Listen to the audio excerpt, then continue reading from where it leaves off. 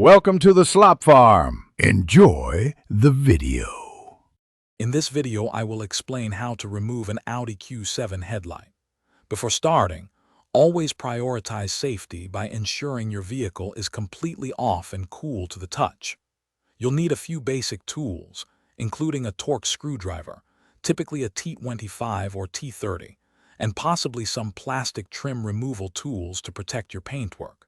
Make sure you have a well-lit and clean workspace for easy access and visibility. Next, open your Audi Q7's hood and locate the headlight assembly you need to remove. You might find a plastic cover panel over the headlight.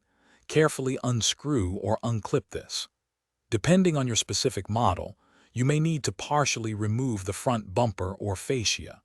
This involves detaching several T30 or T25 screws and clips from the wheel wells and under the bumper. With the access clear, identify and remove the securing screws and bolts holding the headlight assembly in place. There are typically 4 bolts, often Torx T25. Once these are out, gently pull the entire headlight assembly away from the vehicle. Be mindful of the wiring harnesses.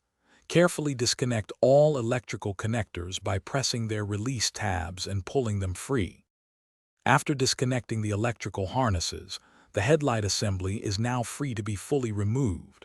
To reinstall, simply reverse these steps. Carefully slide the new headlight assembly back into its position, ensuring it aligns correctly.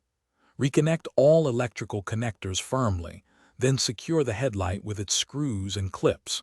Finally, test your lights to confirm everything is working perfectly before closing the hood. Thanks for watching. Consider subscribing if we helped you today.